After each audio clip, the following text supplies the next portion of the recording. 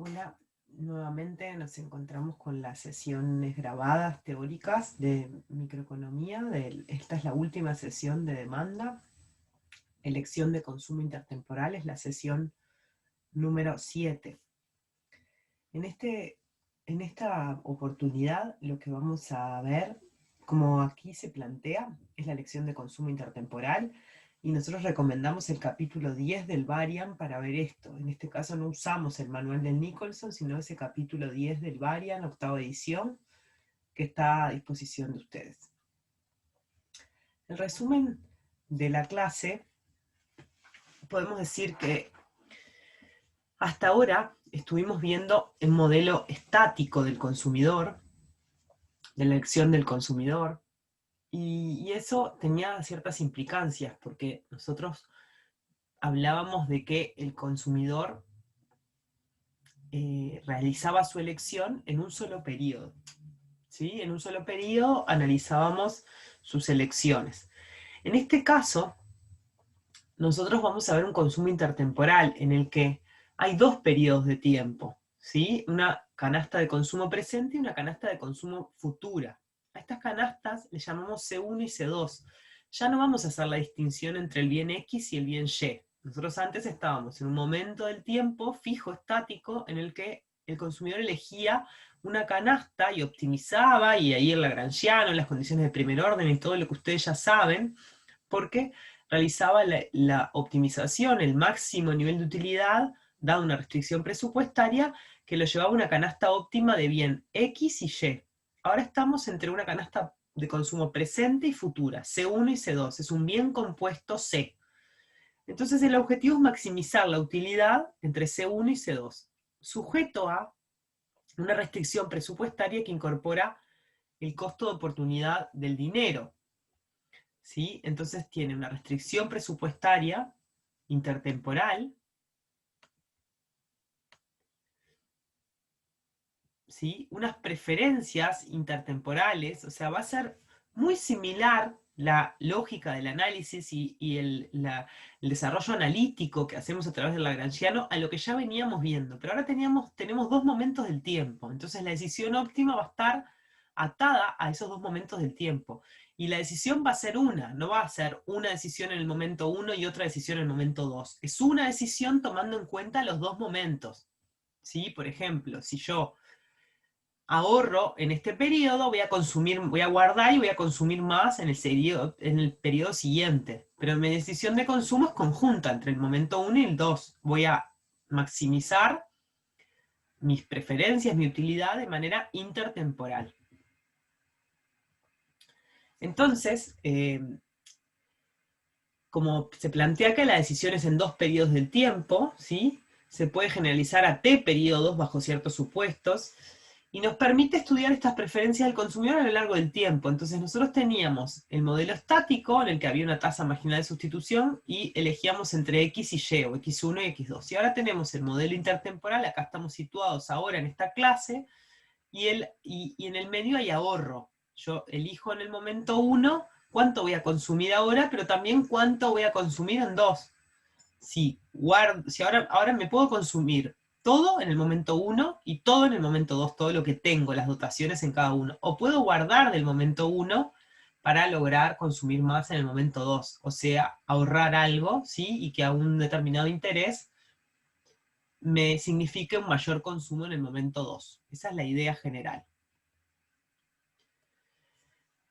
Los supuestos básicos del modelo, que los tengo que tener muy presentes para poder entender este modelo: dos periodos de tiempo en los cuales se agota la renta. La renta, el ingreso es M.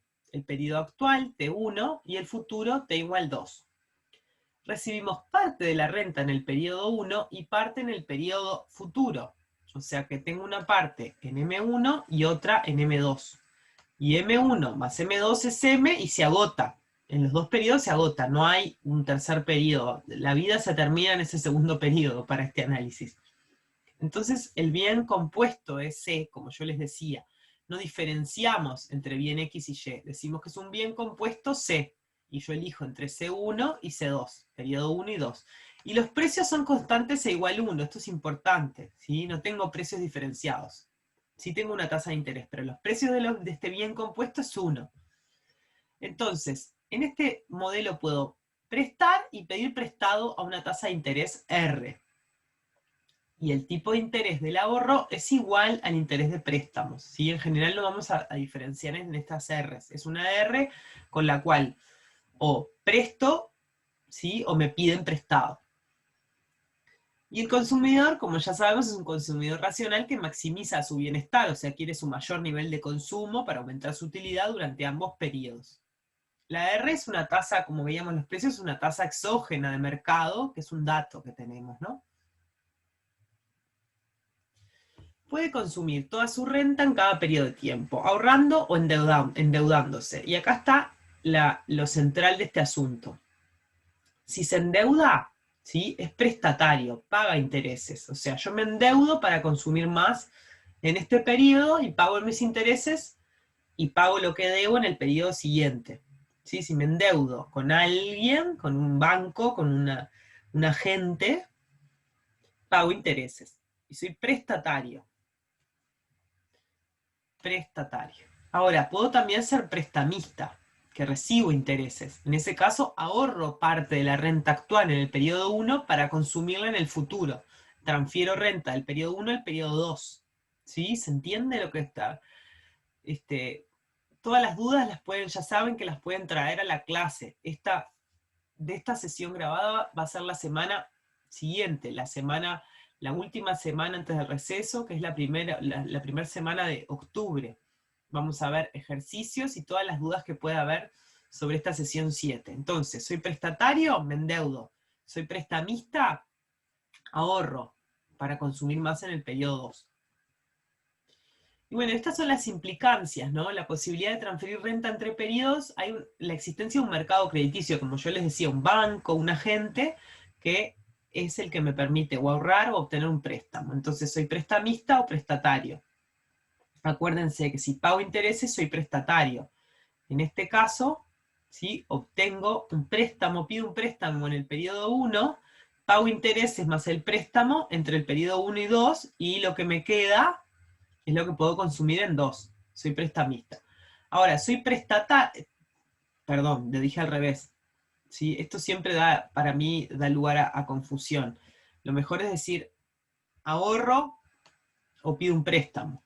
Si yo ahorro, soy prestamista. ¿Sí? Ahorro parte de la renta actual para consumo futuro.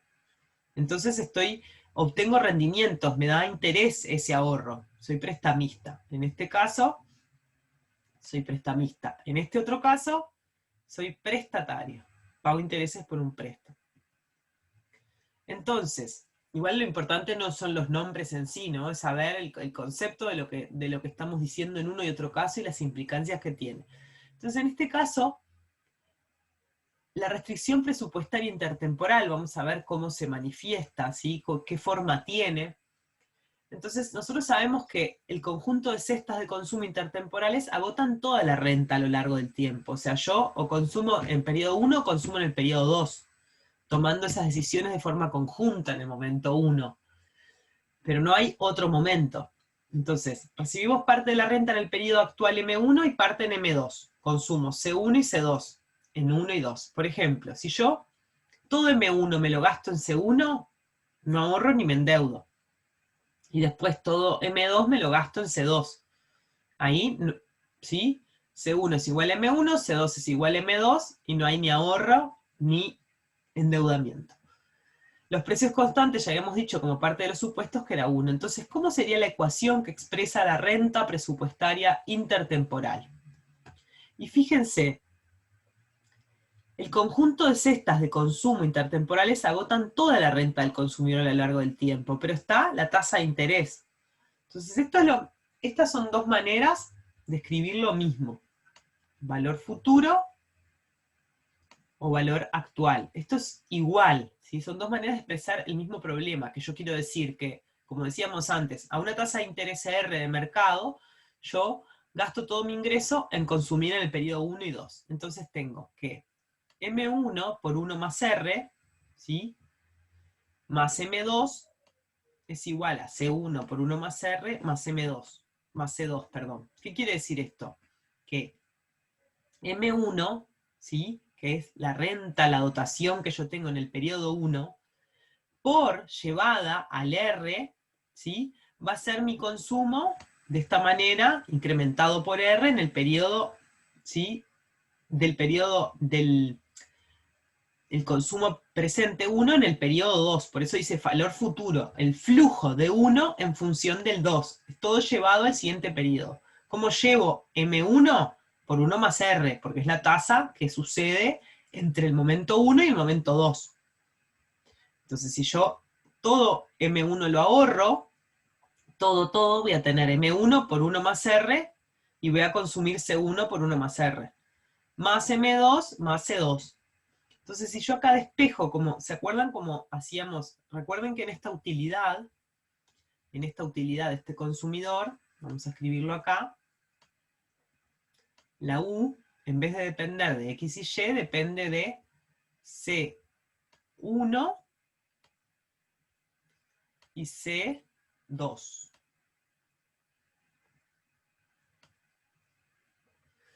Entonces, es igual, fíjense que nosotros en la restricción presupuestaria estática teníamos acá esto, en vez de ser C2, era Y. Despejábamos Y y nos quedaba ahí la pendiente de la recta. Esta es la restricción presupuestaria intertemporal. Entonces, de esta ecuación que tengo acá, despejo C2. Y me queda de esta manera, simplemente es un despeje del C2 de acá. Entonces me queda M1 por 1 más R más M2 menos 1 más R por C1. O sea, lo que consumo en 2, en el periodo 2, es igual a la renta en 1 por 1 más R, ¿sí? Lo que me dio esa renta que ahorré en 1 llevada al momento 2, más la renta ingreso que tengo en el periodo 2, menos lo que llegué a consumir en 1. ¿Sí? Si no consumí nada en 1, esto es 0. Y voy a tener todo esto, todo lo voy a consumir en el periodo 2. Y así. Y este valor actual es lo mismo, pero llevado todo del 2 al 1. Como si todo lo fuera a consumir y a gastar en el periodo 1. Entonces tengo que M1 más M2 sobre 1 más R es igual a C1 más C2 sobre 1 más R. O sea, igual, en vez de llevarlo al momento 2, es como una tasa de descuento que va del momento 2 al momento 1. Sí, porque lo que sucede entre 1 y 2 es 1 más R. Y acá lo mismo, ¿sí? Fíjense que las ecuaciones quedaron iguales, parto de dos ecuaciones que me dicen lo mismo, pero solo que están con miradas distintas, uno valor futuro y otro valor actual, pero me expresan lo mismo, y cuando hago el despeje de C2, que es lo que me interesa, dado que, recuérdense que si yo voy a graficar esto, antes yo tenía Y en este eje, y ahora en este eje que voy a tener C2. Por eso es que hago ese despeje, C2 en función de C1. Y esta va a ser mi restricción presupuestaria, una recta, ¿sí? ¿Cuál va a ser la pendiente? 1 más R. Esta pendiente, que es la relación de precios, va a ser 1 más R. Entonces acá me dio lo mismo, C2, lo despejé de esta ecuación, el valor actual, y me dio C2 igual a M1 por 1 más R más M2 menos 1 más R por C1. Y esta es mi restricción presupuestaria intertemporal, esta recta que relaciona C2 y C1. Entonces, ahí está escrita, y esto es lo que yo les decía, si gastamos toda la renta en consumo futuro, o sea, el C2 máximo, o sea, C1 es 0, me va a quedar de esta manera. ¿Sí? Este es el valor futuro de M1. Ahora, si gastamos toda la renta en el periodo 1, C1 es el máximo, ¿sí? C2 se anula, me va a quedar esto. El valor actual, este en rojito, es el valor actual de M2. O gasto todo en C1 o acá gasto todo en C2. Es la cantidad máxima que podríamos consumir en uno u otro periodo. ¿Sí? Los extremos, los puntos de corte en los ejes de esta recta. Y acá está presentado lo que les decía. ¿Sí? Atendamos. O sea, esto es lo que llegamos, esta es mi restricción presupuestaria intertemporal, ¿sí? La pendiente, 1 más R, que es lo que dice acá. Sí, es negativa porque esta recta, sí, es negativa. Es una pendiente que es menos 1 más R, como ya nos pasaba en la restricción presupuestaria clásica que veíamos en el modelo que era estático. Entonces, esto son los valores que cortan los ejes que acabamos de ver en la slide anterior, ¿verdad? Entonces, como dice acá, si gastamos la renta actual en consumo actual y la renta futura en consumo futuro, ¿sí? Vamos a tener que,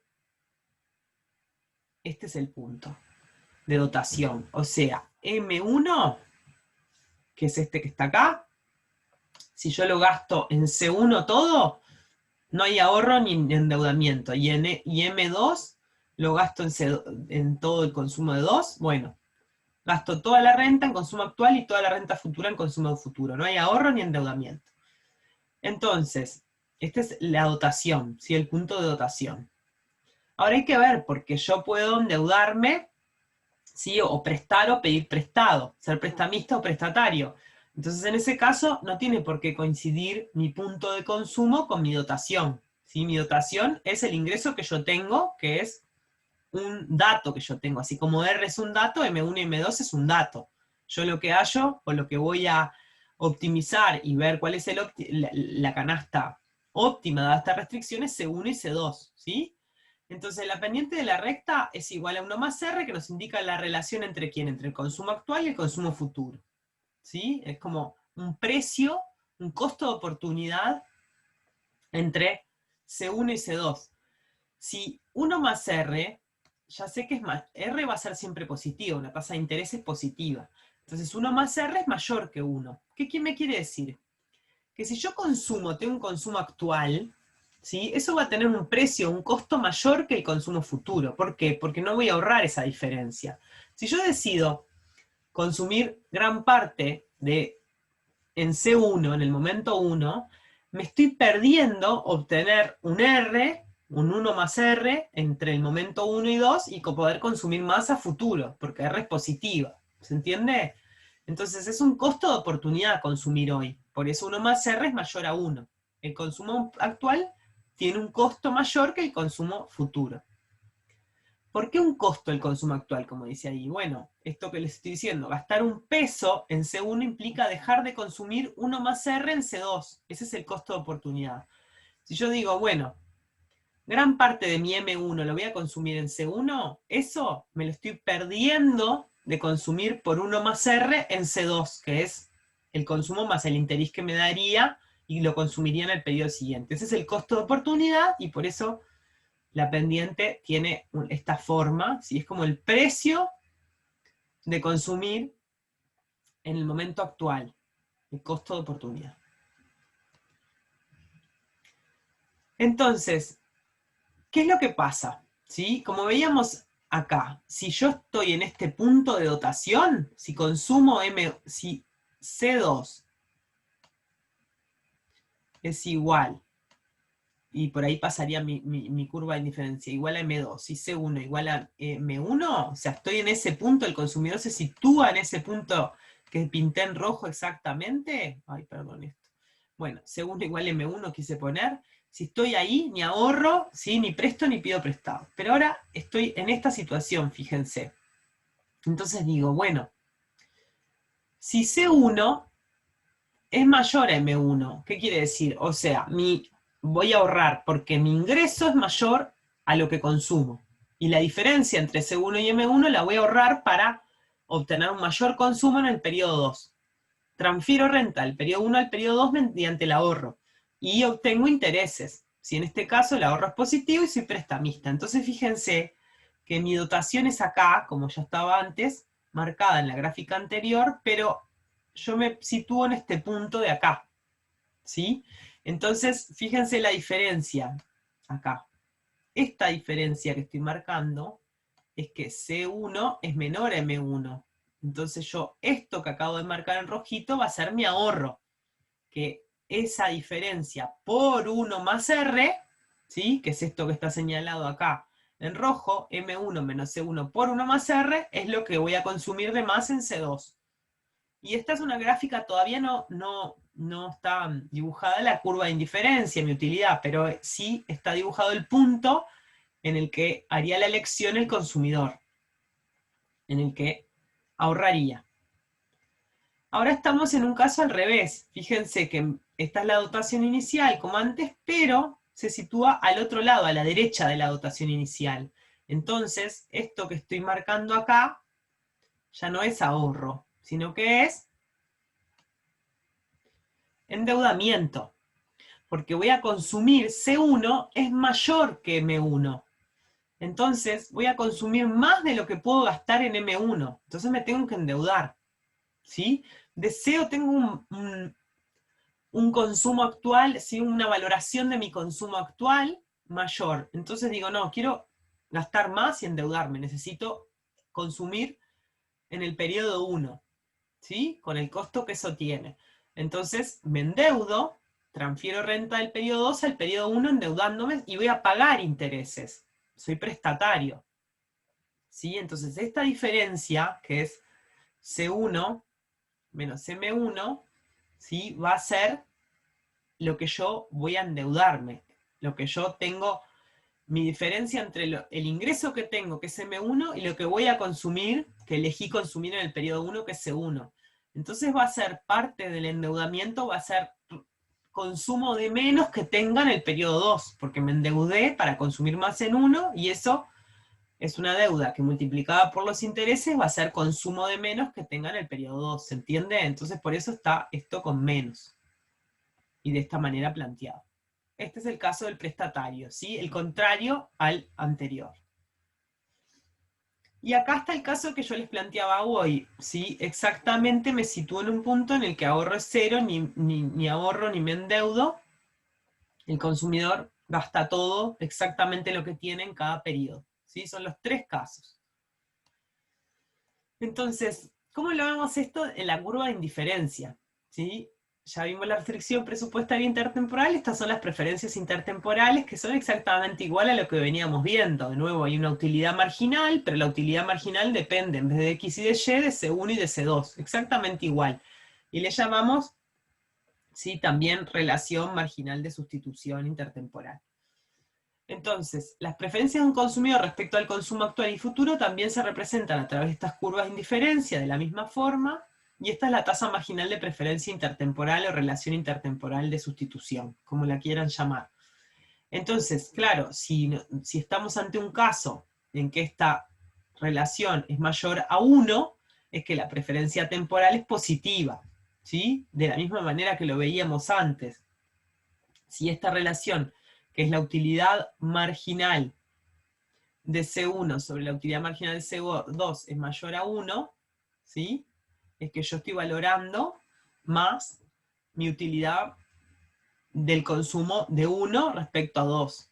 ¿Sí? Estoy dispuesto, como valoro más la de 1, estoy dispuesto a dar más de 2 para quedarme más con consumo, para más de 2 en relación a 1.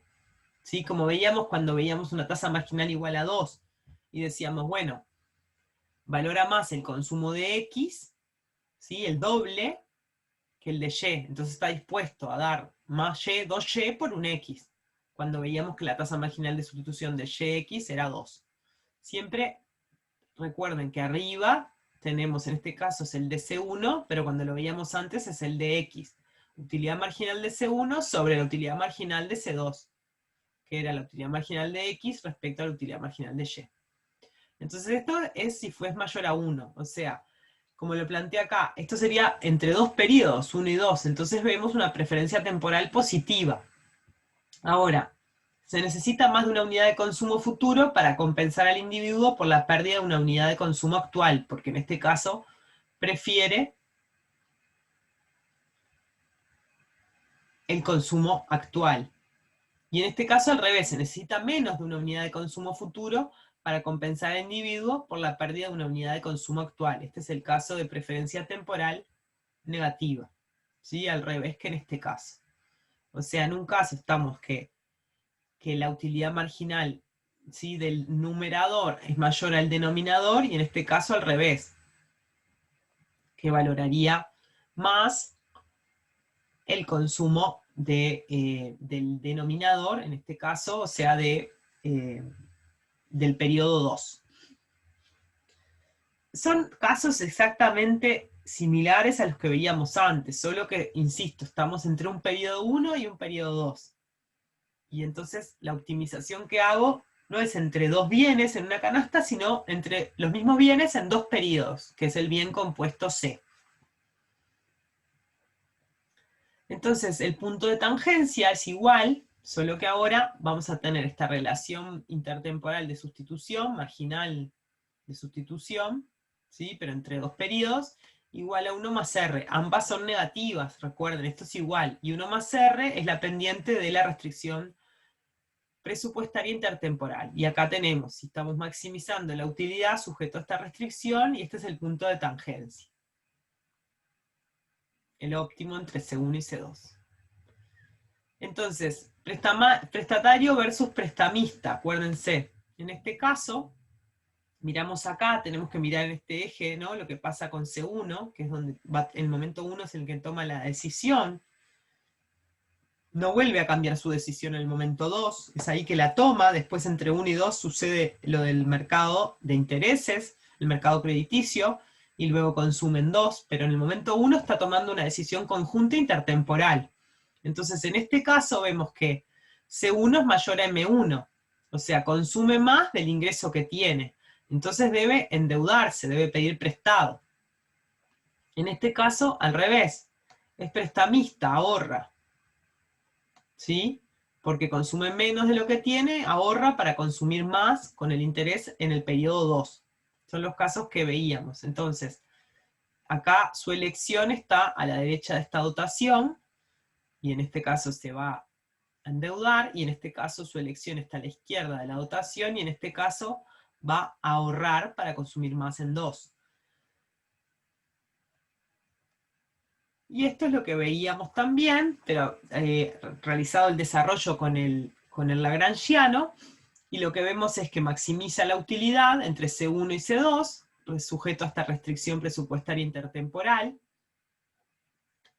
El lagrangiano es planteado de esta manera, ¿sí? Como con más lambda por la restricción presupuestaria intertemporal, como ya sabemos, las condiciones de primer orden, ¿sí? Quedan iguales, solo que ahora tengo como pendiente 1 más R, antes tenía la relación de precios, pero esto también es el precio entre consumir hoy o mañana, digamos, lo que renuncio a una unidad de consumo futuro si lo consumo actualmente, es el 1 más R, ese costo de oportunidad.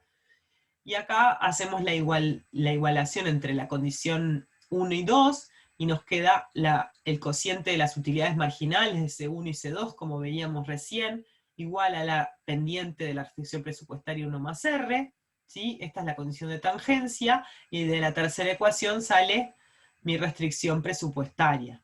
Entonces fíjense que de esto podríamos sacar las demandas marshallianas de C1 y C2, de la misma manera que sacábamos las demandas marshallianas de X y de Y, entre estas condiciones de primer orden que surgen en Lagrangiano. Entonces, claro, esto es lo que me está planteando acá. ¿Cuál es la interpretación económica? La solución C1 y C2 óptima es el punto de tangencia entre la restricción presupuestaria y la curva de indiferencia, ¿sí? Que la pendiente de esa curva de indiferencia es la relación marginal de sustitución intertemporal. Esta curva de indiferencia que me da, a medida que se aleja del origen, me da mayor utilidad intertemporal al consumidor. Entonces, de esa manera podemos llegar a las funciones de solución del problema de maximización, que fíjense que estas son las demandas marshallianas, como recién les planteaba. C1 y C2, que dependen de quién, del ingreso en el momento 1, del momento 2, y de la tasa de interés, que es un dato. Derivamos estas funciones de marshalliana como funciones implícitas de los parámetros de la restricción presupuestaria, igual que lo hacíamos antes en el modelo estático. Tenemos la renta en el momento 1, la renta en el momento 2, y la tasa de interés, como los parámetros de esta función de demanda. Ahora, fíjense, y esto es lo último de la clase, ya los libero, para que vayan pensando y sigan analizando y lean atentamente el Varian. O sea, esta clase es de apoyo para lo que ustedes van leyendo, o en el Nicholson o en el Varian, acuérdense de eso. Y después refuerzan dudas en las clases que hacemos martes o miércoles con los ejercicios, y nos plantean las dudas y vemos los ejercicios del práctico. Esa es la manera de seguir el curso. Insistimos con eso, pero es importante que quede claro. Entonces, en este caso, lo que estamos viendo es la estática comparativa. ¿Qué quiere decir? Lo que veíamos antes. Acuérdense que cuando cuando lo analizábamos para el caso estático, para lo que veíamos antes cuando no teníamos dos momentos del tiempo, nosotros veíamos variación del ingreso, variación de los precios de los precios de los otros bienes, o del precio del propio bien, y veíamos cambios en la restricción presupuestaria y cómo cambiaba el consumo óptimo del individuo. Acá vemos igual, solo que lo vemos en este modelo intertemporal. Entonces, en esta estática comparativa, que es ver qué sucede con el consumo óptimo, dado que varió en este caso la renta, el ingreso, ¿sí? Que es M, acuérdense que la renta es M. Entonces, cambia la renta del consumidor, va a cambiar el nivel de la restricción presupuestaria, pero no su pendiente. La pendiente, que es 1 más R, no cambia. Entonces, se desplaza de manera paralela cuando cambia M. Esto se llama efecto riqueza, como ustedes ya saben, y lo vimos a través del análisis del efecto sustitución y efecto ingreso, efecto riqueza o efecto ingreso. Se desplaza la restricción presupuestaria intertemporal, o a la derecha o a la izquierda, y se vuelve a encontrar un nuevo punto de maximización del individuo, ¿sí? Y eso va a provocar un aumento del consumo actual y del consumo futuro, de forma idéntica que había sido analizado antes, ¿sí? Esta es la variación de la renta que me genera esta estática comparativa. Entre el momento 1, que puede ser el A señalado acá en la gráfica, y el momento 2, que es el B, que es después de que se incrementó M, ¿sí? Este es B, momento 2. Bien. Ahora, fíjense, y esto es lo que tienen que estar más atentos cuando hay un cambio de tasa de interés, porque ahí depende de varias cosas. Si varía la pendiente de la restricción presupuestaria, ¿sí? Que es 1 más R, tenemos que ver si estamos en un caso en que somos prestamistas o prestatarios, o sea, si estamos a la izquierda o a la derecha de esa dotación, como veíamos antes en las gráficas, ¿sí? Ejemplo, si hay un aumento en R, ¿sí? Hay una disminución en consumo del periodo 1, un aumento en el consumo del periodo 2, o sea, intuitivamente el consumo de hoy es más caro relativamente al consumo de mañana. Si aumenta R, cada vez me va a convenir más consumir en el momento 2, porque me dan más intereses entre esos momentos para yo consumir más en el periodo 2. Esa sería la intuición. Geométricamente, ¿cómo sería? La pendiente de la restricción presupuestaria sería mayor, sería más inclinada, porque es 1 más R, ¿no? Pero va a pivotear sobre el punto de la dotación inicial, porque no cambia M1 y M2, esa no cambia. Acuérdense que cambia un parámetro y el resto es ceteris paribus. Entonces va a cambiar R, pero no M. Entonces yo pivoteo sobre el punto de dotación inicial, haciendo que la restricción, la recta, sea más empinada porque aumentó R, por ejemplo, en este caso. Y este es el caso que vemos.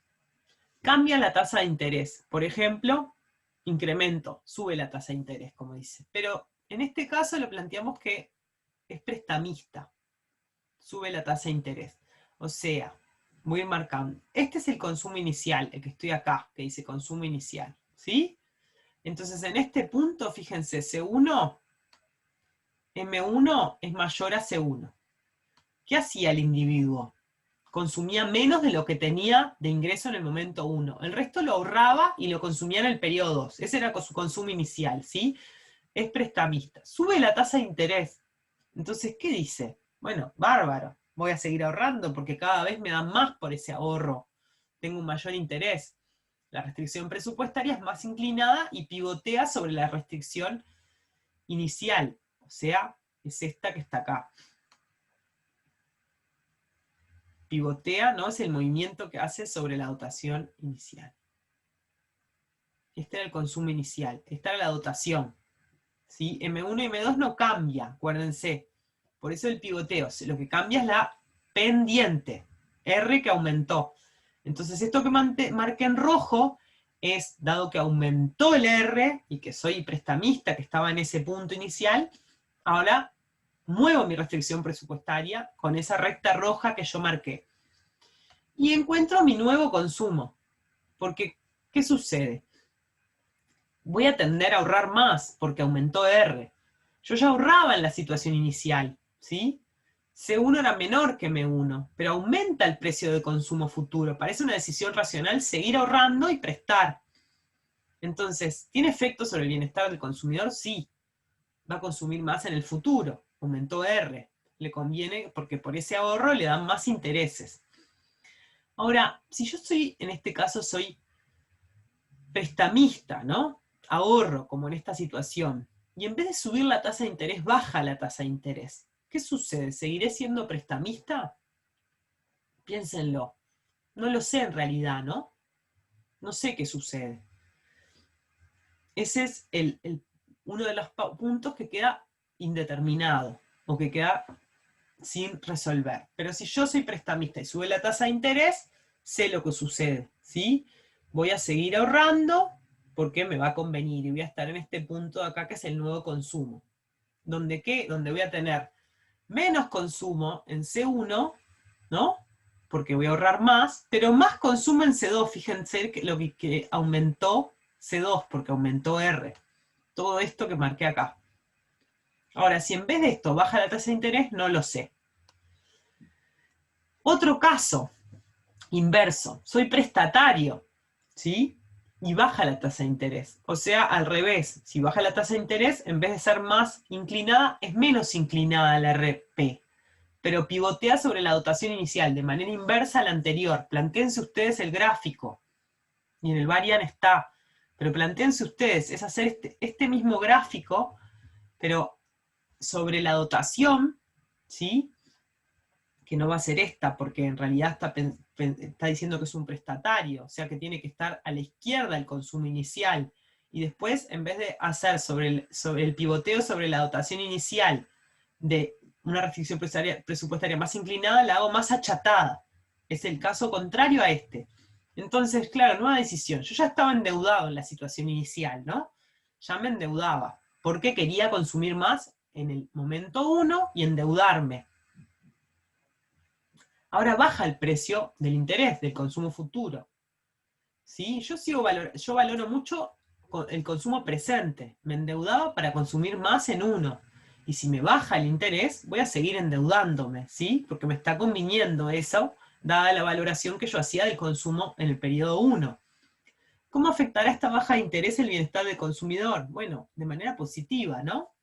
Si yo ya estaba tomando una decisión y me baja la tasa de interés, es mejor, voy a consumir aún con un costo menor. El endeudamiento me sale menos. Ahora, el contrario, bueno, la representación gráfica es lo que les digo, la hacen ustedes y cualquier cosa nos consultan, pero es el caso contrario al gráfico que está en la slide anterior. Pero si yo soy prestatario como un punto de este y en vez de bajar la tasa de interés, aumenta la tasa de interés, ¿seguiré siendo prestatario? No lo sé. Y ese no está claro eso, y ese es otro punto indefinido. Entonces acá vemos el resumen de todo lo que acabo de decir, la estática comparativa, que es importante para cerrar esta clase. La consecuencia de aumentar o reducir la renta fue lo primero que vimos en la gráfica primera. Ya sabemos, si aumenta o cae el consumo en ambos periodos, porque la restricción presupuestaria intertemporal se va a mover de manera paralela o a la derecha o a la izquierda. Ahora, si varía la tasa de interés, depende. Es lo que vimos recién. Si el individuo está ahorrando y sube R, seguirá ahorrando, ¿sí? Porque le conviene. Sigo ahorrando, ¿sí? Y voy a consumir más en el periodo 2 y menos en el 1. Primera gráfica que vimos. Pero si cae R, el comportamiento del consumidor a priori no lo sabemos, queda indeterminado. Si el individuo está endeudándose porque consume más en 1 y se endeuda, si sube R, el comportamiento del consumidor a priori queda indeterminado, que es lo que vimos acá, ¿sí? En esta anterior. Ahora, si KR es la gráfica que les dije que hicieran, inversa a la anterior, seguirá pidiendo prestado, porque le conviene, ¿no? Consume más en el periodo actual, si cae su R, que es el precio de endeudarse, va a seguir consumiendo, aumentar su consumo en 1 y reducirlo en 2, porque sí es el caso contrario al anterior. O sea, les queda pendiente realizar, este era el resumen de esta estática comparativa, realizar esa gráfica y consultarnos, que es igual, pero acuérdense es que si cae R, es más achatada esa restricción presupuestaria, pivotea de manera contraria a la gráfica que vimos, que si aumentaba R, se hacía más empinada. Bueno, nos consultan cualquier cosa, nos vemos pronto.